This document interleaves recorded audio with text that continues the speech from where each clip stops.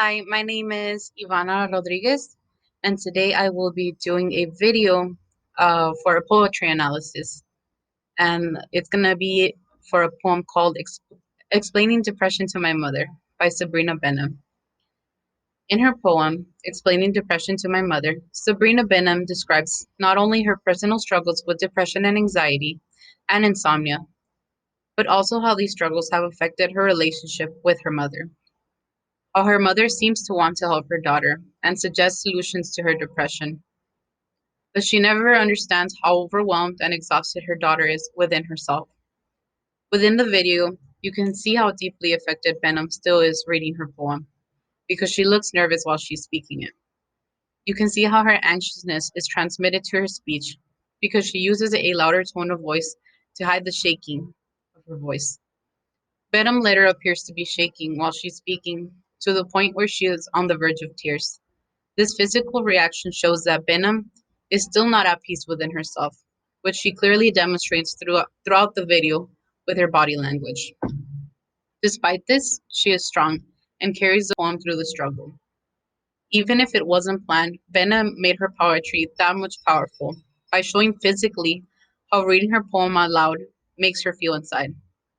When Benaim says in her poem, "Mom, my depression is a shapeshifter." She is using a metaphor to describe that her depression changes form. She also says, "One day it's as small as a firefly in the palm of a bear. The next, it's the bear."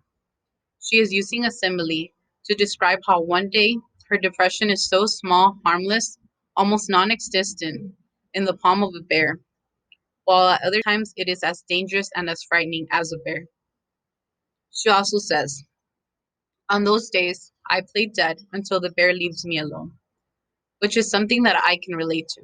Because depression, which is the bear symbolized, has this way of making you want to feel numb and tired to the point where you would rather sit in your bed and try to sleep, or as she says, play dead, than face the big scary bear that is depression.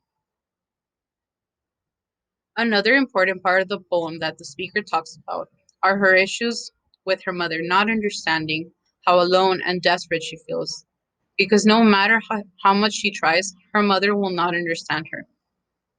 Her mom asked her, "I thought the problem was that you can't get out of bed." Which the speaker responds, "I can't. Anxiety holds me a hostage inside of my house, inside of my head." With this line, the speaker uses a metaphor again to describe how anxiety holds her prisoner in her own room and in her own mind.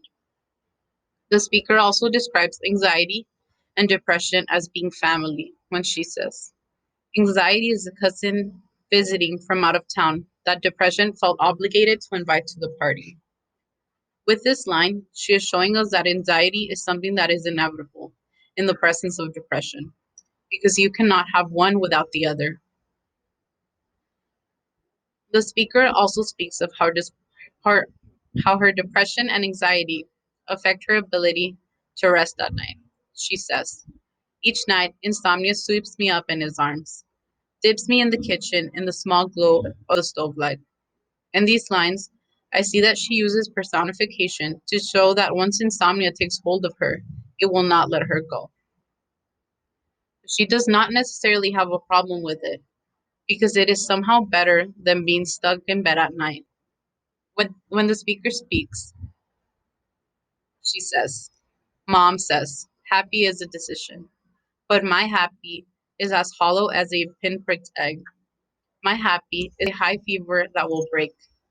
In these lines, she uses metaphors, trying to say that happiness is something that is still a possibility, but it never lasts long.